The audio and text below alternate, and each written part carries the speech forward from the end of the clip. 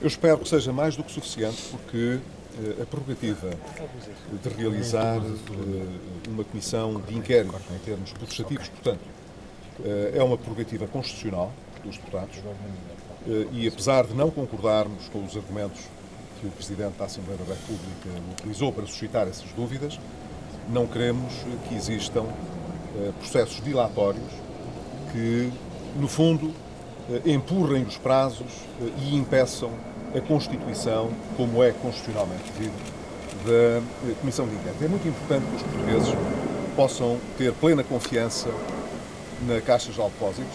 É uma instituição importante para todo o país.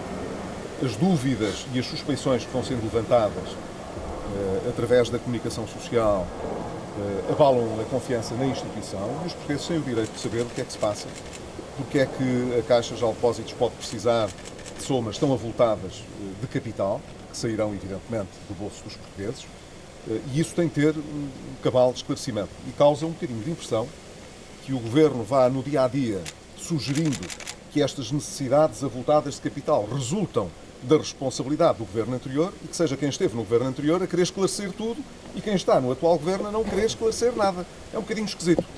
Portanto, eu espero que essa questão esteja ultrapassada. Nós queremos saber por que razão é que existem necessidades tão avultadas de injetar capital na Caixa, o que é que conduziu a essas necessidades, dar absoluta transparência, porque essa é a única maneira de restituir confiança na própria instituição. E eu espero que agora não haja mais obstáculos para que a Comissão de Inquérito possa ser constituída. Acha que os portugueses entendem esta falta de consenso? Uns pedem comissão de inquérito, outros auditorias forenses, auditorias externas. Porque é que os políticos não se unem em torno de uma solução comum? Na verdade, trata-se de questões diferentes. Eu tenho muita pena que quando nós propusemos no Parlamento que houvesse uma auditoria externa e independente ao BANIF, quer o Governo, quer a maioria que o apoia no Parlamento, tenham votado contra. Não quiseram viabilizar essa auditoria. E nós, na altura, dissemos que o facto de haver uma comissão de inquérito a funcionar não impedia, não era impeditivo, que existisse uma auditoria que tem, no essencial, um caráter mais técnico que, muitas vezes, o próprio Parlamento tem dificuldades em poder exercer. Seria bom, até para que os deputados na Comissão de Inquérito pudessem avaliar esse relatório, que a auditoria fosse feita. E agora vemos que existe quem queira pedir uma auditoria à Caixa Geral de Depósitos, mas não queira fazer a auditoria ao BANIF. Nós não entendemos. Nós achamos que é importante ter os dois instrumentos. Ter uma auditoria que não pode deixar de ser feita por quem está tecnicamente habilitado a desenvolver essa auditoria. Esse relatório há de ser entregue ao Parlamento e aos deputados, que depois poderão tirar as suas conclusões políticas sobre essa matéria. Da mesma maneira, a Comissão de Inquérito não é obstáculo a coisa nenhuma, a que se apurem noutras vertentes, responsabilidades ou verdades e factos que precisem de ser apurados. As duas coisas podem e devem ser feitas. Mas retirar o processo de recapitalização do objeto da Comissão de Inquérito não pode ser aqui visto como um recuo por parte do PSD? O PSD, a única coisa que quer, e disse-o desde o início, é perceber por que razão, neste processo de recapitalização que está a decorrer, há necessidades tão avultadas de capital. Porque é que se está a falar de tanto dinheiro para injetar como capital novo, fresco na Caixa?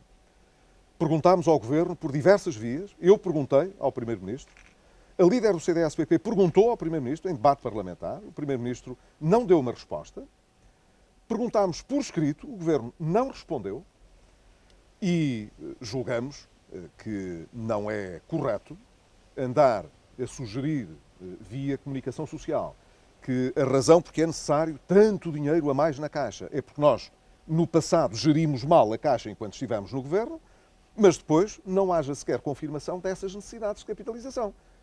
Precisam de 4 mil milhões de euros? São 5 mil milhões de euros? Não é nada disto? De que é que estamos a falar? Porquê é que o Governo não responde?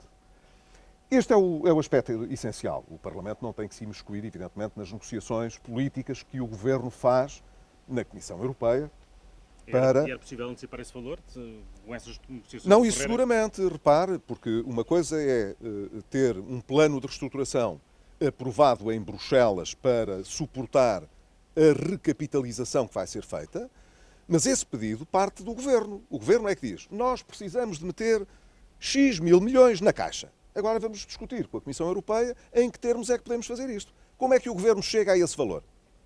O Governo, com certeza, tem um valor. Se o processo se iniciou em Bruxelas, o Governo apresentou, com certeza, um programa para a recapitalização da Caixa. O Ministro das Finanças ontem deu uma conferência de imprensa e sobre isso disse nada. Além de confirmar aquilo que já todos os jornais tinham dito, o Ministro das Finanças disse rigorosamente nada de novo sobre o que é que são as intenções do Governo em termos de capital. Ora, se o Governo está a discutir isto em Bruxelas, há de haver factos e razões que levam à necessidade de injetar uma tal soma de capital na Caixa. É isto que é preciso apurar. Porquê é que é preciso tanto dinheiro na Caixa? De que é que isso resulta? Não estamos a interferir no processo de negociação com Bruxelas. Esse é um processo que cabe ao Governo, não cabe ao Parlamento. Agora, ao Parlamento cabe, e aos portugueses cabe também, perceberem por que razão é que a Caixa precisa de determinadas quantidades de capital. É isso que está em jogo, foi isso que esteve em jogo desde o início. Julgamos que a clarificação que fica feita, com certeza, evitará qualquer dúvida sobre o objeto da Comissão. Não podemos deixar, num processo de recapitalização que vai ter lugar, de perceber quais são as necessidades de capital que são exigíveis e o que é que fundamenta, que factos é que conduziram a que o Governo pedisse a Bruxelas uma recapitalização dentro dos valores que estarão, com certeza, em cima da mesa. A atitude de Fernando Rodrigues hoje coloca em causa o normal funcionamento das instituições democráticas? Eu penso que aquilo que se passou hoje no Parlamento não é um bom indicador do funcionamento do Parlamento. É tudo o que quero dizer. Acho que todos devemos dar um contributo para que as nossas instituições funcionem, não direi de forma perfeita, porque isso não existirá, mas possam funcionar ao seu melhor nível.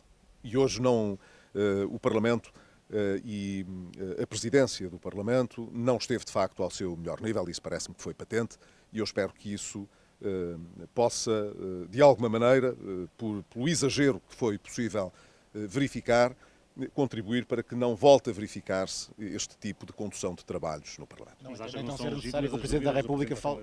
Eu creio que o seu colega não estava a falar sobre as dúvidas do Presidente da Assembleia, mas na forma como os trabalhos foram conduzidos a propósito dos requerimentos que estavam à votação e que foram apresentados justamente pelo PS e também pelo CDS, pedindo que houvesse deliberação sobre as auditorias externas e independentes ao BANIF e à Caixa. Presumo que era essa a intenção da sua pergunta, não me pareceu que fosse de outra maneira. Agora, voltando ao assunto que me está a colocar, o Presidente da Assembleia tem todo o direito de poder avaliar da conformidade dos requerimentos que os deputados apresentam nos termos da própria Constituição.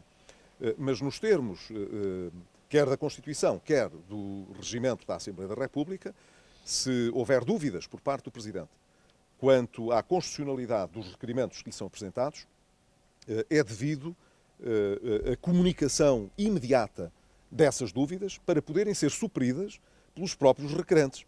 Ora, hoje de manhã nós entendemos que a comunicação que foi feita pelo Presidente da Assembleia da República constitui uma espécie de notificação aos requerentes das dúvidas que ele tinha e nós esclarecemos-las rapidamente para que possamos passar à fase seguinte, que é a de poder instituir a Comissão de Inquérito. É apenas isso. Isso não tem nada de irregular. A única coisa que nós não deixamos de anotar politicamente é que são imensos os obstáculos que quer a maioria, quer o Governo têm vindo a colocar para que esta Comissão de Inquérito se possa constituir e parece-nos que o facto do Presidente da Assembleia da República ter requerido ao Conselho Consultivo da Procuradoria-Geral da República um parecer sobre esta matéria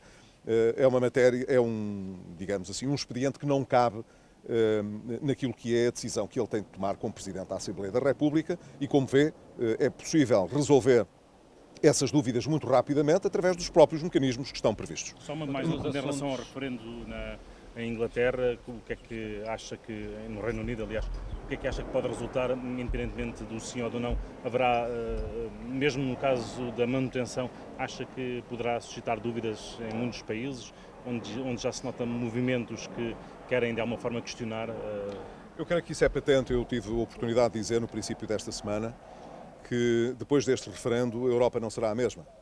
Aconteça o que acontecer no referendo, ganhe a saída da União Europeia ou a permanência do Reino Unido na União Europeia. Nós precisamos de reforçar muito o nosso compromisso europeu.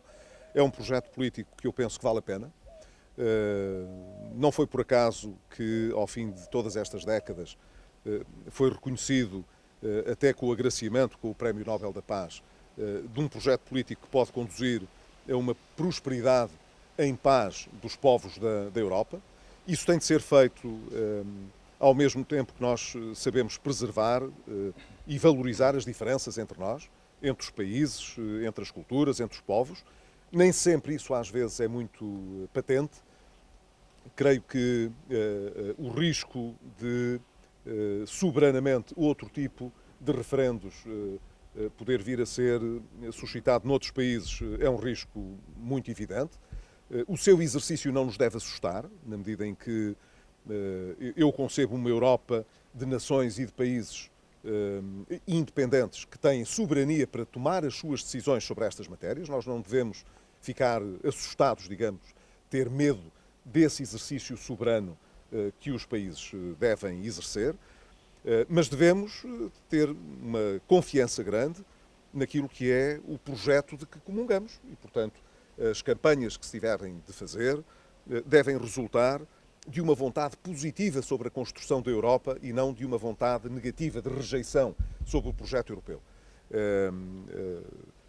Se porventura na Europa a maior parte dos países, ou um número importante de países, viesse a rejeitar o projeto europeu, eu não acredito sinceramente que a Europa vivesse melhor e que o conjunto dos europeus tivesse um futuro, um horizonte de maior prosperidade, de maior controlo das suas decisões sobre a sua vida, sobre o futuro, no mundo global em que vivemos, que fosse um benefício face àquilo que existe hoje. Pelo contrário, seria um retrocesso muito grande. A Europa está cada vez a ficar menos central no mundo global em que vivemos e uma das formas de reforçar essa centralidade, dentro do mundo global, evidentemente, é o de reforçarmos o projeto europeu. Agora, tirando todas as ilações do que tem funcionado menos bem e que motiva muitas vezes níveis de insatisfação que as pessoas possam ter relativamente a Bruxelas e à União Europeia. Mas não tenho dúvida de que o projeto europeu, enquanto tal, ao longo destas décadas em que tem funcionado, tem sido mobilizador, agregador, são mais aqueles que querem entrar do que aqueles que querem sair, e creio que, mesmo quando olhamos para a chamada crise dos refugiados, vemos isso. As pessoas que fogem à guerra ou que fogem simplesmente à miséria noutras partes do mundo e querem vir para a Europa, não querem vir para a Europa por acharem que aqui se vive mal, que há problemas de civilização, de progresso. Pelo contrário, é porque acham que aqui, neste espaço europeu, embora não homogéneo, se vive melhor do que em muitas outras partes do mundo e ainda para mais vive sem democracia. Creio que esse é o aspecto que é importante sublinhar e, como digo, aconteça o que acontecer, e eu espero que, enfim, aconteça o reforço do projeto europeu e não a sua fragilização no resultado deste referendo, que a Europa possa dar mais velocidade e mais profundidade às reformas que precisa de empreender para mobilizar ainda mais os cidadãos e dar-lhes conta de que a sua opinião e o seu envolvimento político no processo de construção europeia é decisivo para que a Europa possa ser realmente aquilo que a maior parte das pessoas deseja que seja. Não só um projeto de paz, mas também um projeto de maior prosperidade e de maiores oportunidades para todos. Muito obrigado.